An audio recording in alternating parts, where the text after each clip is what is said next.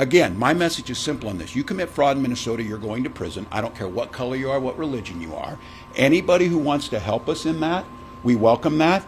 But sitting on the sidelines and throwing out accusations, and let's be very clear, demonizing an entire population and lying to people about the safety and security of this state is beneath that.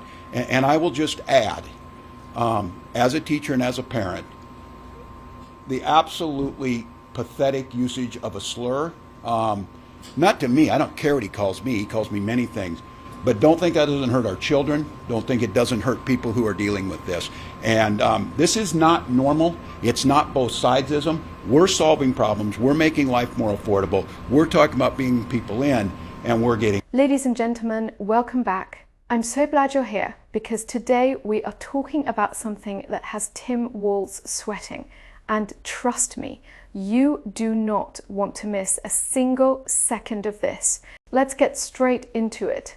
Governor Tim Walz of Minnesota is now being forced to respond publicly to questions about federal investigators looking into alleged fraud happening right there in his state. And when I say forced, I mean forced, because this man did not walk up to a microphone and volunteer this information. He was asked, he had to answer, and the way he answered tells you everything you need to know. Here's what Walz said on Tuesday, and I want you to listen carefully. He said he welcomes any help. He said, you commit fraud in Minnesota, you're going to prison. Sounds tough, right? Sounds strong, right? Wrong. Because here's the question nobody should let him dodge. If Tim Walz is so tough on fraud, why are federal investigators having to get involved in the first place? Why is Attorney General Pam Bondi's office sending warnings about fraud in Minnesota under his watch? If Tim Walz had this under control, we wouldn't even be having this conversation right now. You don't get credit for saying, I welcome the help after the house is already on fire. Where was this tough talk before the warning came down from Washington? This is exactly what scrambling looks like. This is a governor who got caught off guard, who got put on the spot, and who had to stand up in front of cameras and pretend like everything is fine. Pretend like he's been on top of this for the whole time. He has not been on top of this. Minnesota has had serious questions surrounding fraud for years now, and Tim Walz has been sitting in that governor's chair the entire time. The buck stops with him. That is what leadership means. And now that the federal government, now that Pam Bondi is turning attention toward what has been happening in his state, suddenly Walz wants to act tough. Suddenly he's talking about people going to prison. Where was that energy before? The people of Minnesota deserve real answers, not rehearsed lines, not political performance, real answers. Because if fraud was happening on a scale serious enough to draw federal attention, and then the people who were supposed to be protecting Minnesota citizens, starting with their governor, failed them. And let me be very clear about something. When the federal government steps in, it is not a sign that everything is going well at the state level. It is the opposite. Federal involvement is a signal. It means something went wrong. It means the state level leadership did not do enough. And Tim Walz standing there trying to take credit for welcoming the help is not leadership. That is damage control. That is a man trying to get ahead of a story that is moving faster than he can spin it. We are going to keep watching this story very closely. Oh no, so Minnesota Governor Tim Walz was just called out on his lie from his own city by FBI Director Kash Patel and by people in the comments after he posted on X trying to take credit for the large-scale federal raids happening in Minnesota today targeting fraud. Trust me, you will want to see Tim's post, Patel's post, the city's post, and the top responses that follow, which I will quickly show you. Also, don't forget to hit the follow for more news, so let's get right into it. So Tim Walz posted, today's raids by state and federal law enforcement happened because our state agencies caught irregular behavior and reported it. That's how the system is supposed to work, and our agencies will keep at it as long as there are fraudsters around to put behind bars. If you commit fraud in Minnesota, you're going to get caught, and that's exactly what we saw today. We catch criminals when state and federal agencies share information. Joint investigations work, and securing justice depends on it. Now let's work on a joint investigation into the K-word of Alex Preddy and Renee Good instead of cherry-picking when we seek justice and when we turn a blind eye. Kash Patel, come again? This FBI and DOJ with our DHS partners drafted and executed every search warrant today. But go ahead and take credit for our work while we smoke out the fraud plaguing Minnesota under your governorship. The city of Minneapolis is not involved in the federal operations being reported around Minnesota today, and as of 9:30 a.m., MPD has not been asked to assist with the execution of federal warrants. Secretary Mark Wayne Mullen, you have zero credibility on this issue. Governor Tim Walz, you have willingly ignored and downplayed the rampant fraud and abuse in Minnesota. This crackdown on fraud has come thanks to the leadership of President Trump. We will hold those who steal from Americans accountable. Autism Capital, there's no way he's trying to take credit for this, LMFAO. Holy smokes, the level of diluted manipulation, wow. Representative Claudia, you didn't catch them, Nick Shirley did. Kiss, sure Tim. And Kevin Dalton, I'm old enough to remember when Governor Tim Walz insisted there was no evidence of fraud in Minnesota. So, will you give Tim Walz credit? And if you thought part 1 was something, buckle up, because part 2 is where Tim Walz's story completely falls apart. We just talked about how Walz stood in front of cameras saying he welcomes any help and that people who commit fraud in Minnesota are going to prison. So he tried to sound tough and he tried to sound in charge. He tried to make it seem like he was on the right side of this fight. But then something happened that Tim Walz did not see coming. He got caught, not by his political opponents, not by Republicans, not even by us. Tim Walz got caught by his own city and by Kash Patel himself. Here is what happened. Large-scale federal raids took place in Minnesota today, serious, coordinated, federal-level operations targeting fraud, and Tim Walz, this man who just days ago was acting like he needed to be convinced to cooperate, suddenly turned around and tried to take credit for those raids. He tried to attach his name to the success of an operation that he had absolutely nothing to do with. That is not leadership. That is opportunism. That is a politician seeing a winning moment and trying to grab it for himself after doing none of the work. And people noticed. His own city noticed. Let that sink in. It was not a Republican mayor. It was not a Trump ally. It was people in his own backyard who stood up and said no. No, you don't get to do that. You don't get to take credit for this. And then came Kash Patel. Kash Patel made it crystal clear these raids were federal. This operation was driven by federal authority. This was not Tim Walz doing. This was not a Minnesota state-led effort. The governor of Minnesota did not wake up one morning and decide to go after fraud in his own state. The federal government came in and did the job that Tim Walz should have been doing all along. And the moment there was a camera pointed at him, Walz tried to jump in front of it and say, "Look what we did." No sir, not on our watch, not today. This is the part that should make every Minnesota voter angry, regardless of party, because this is not even a political issue anymore. This is a character issue.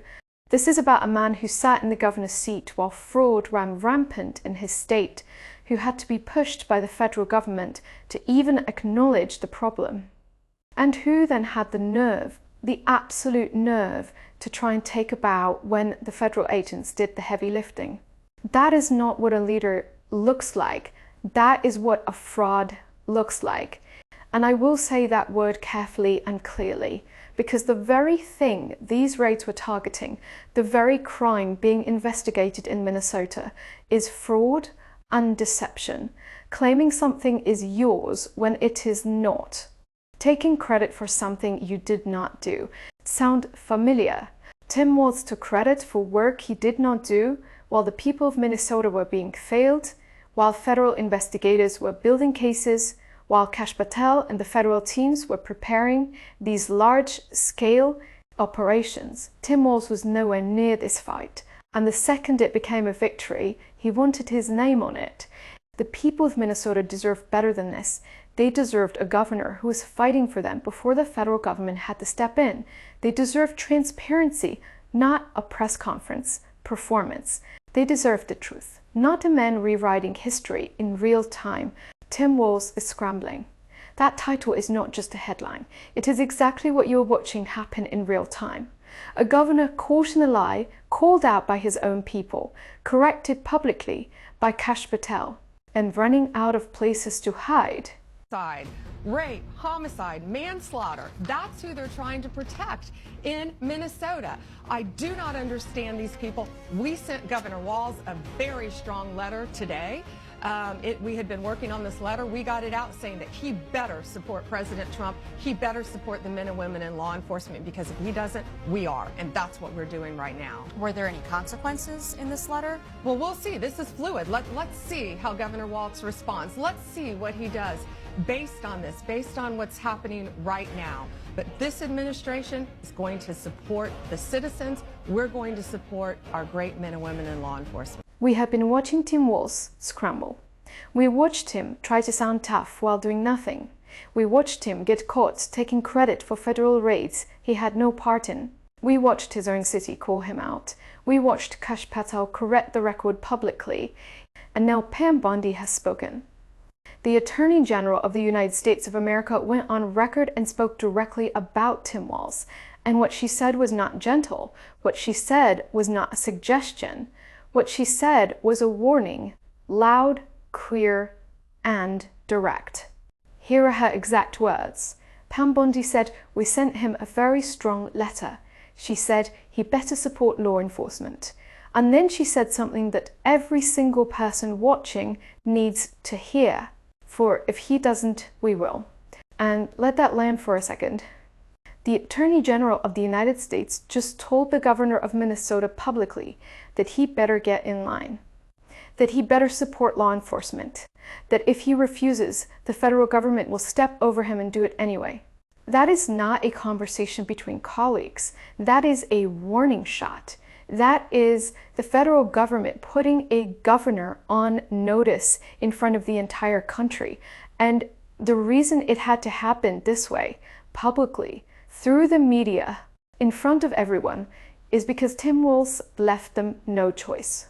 You do not send a very strong letter to someone who is cooperating. You do not go on camera and warn a governor to support law enforcement unless that governor has been giving signals, whether through his words, his actions, or his silence, that he might not fully be on the right side of this fight.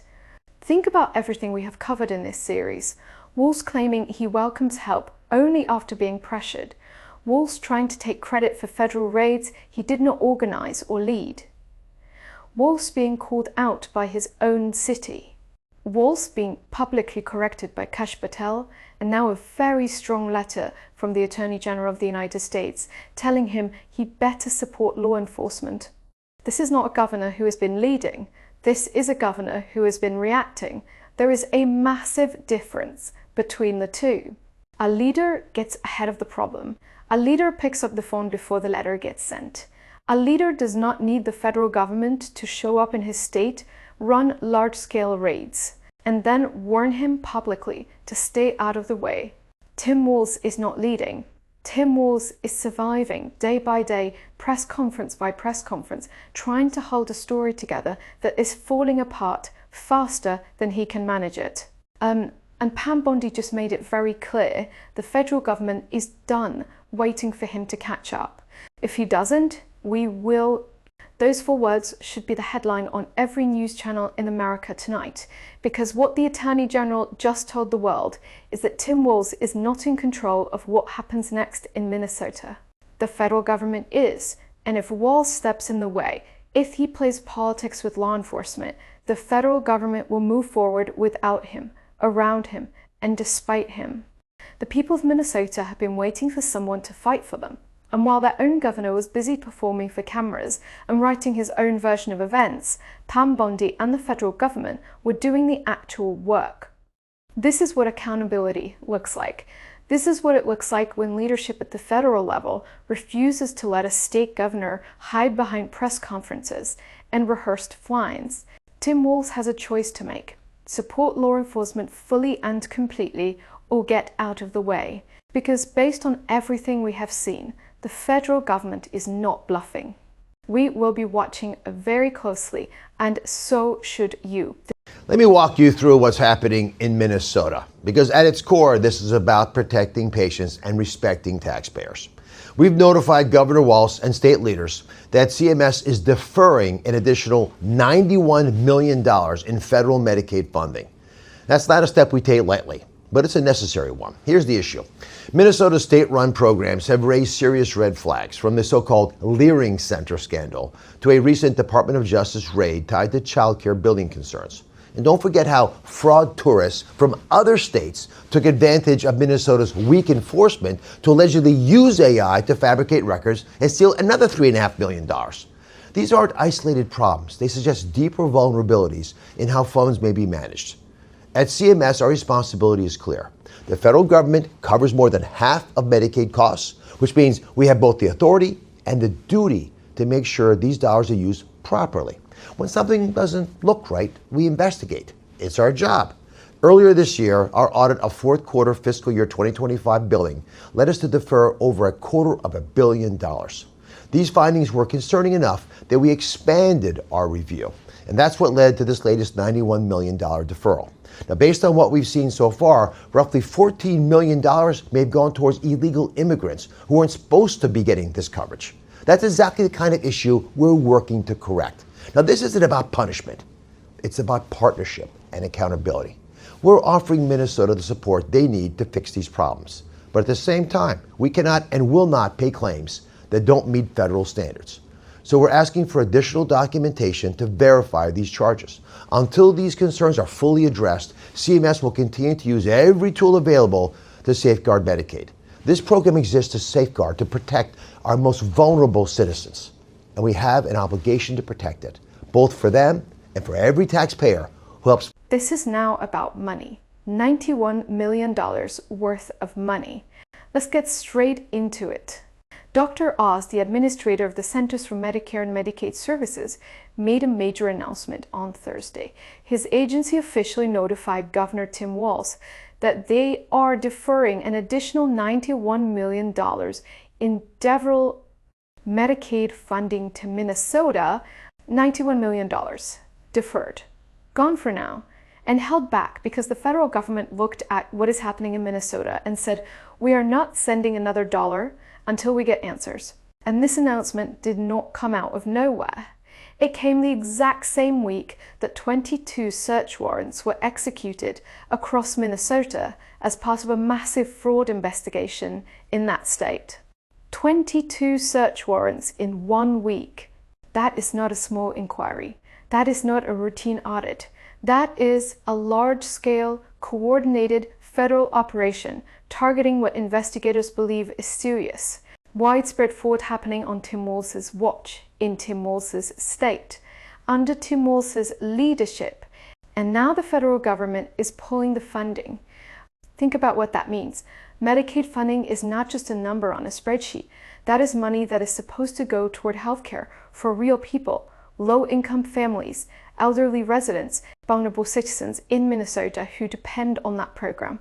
And the reason that money is being held back is because there are serious questions about whether funds have already been stolen, misused, and fraudulently obtained.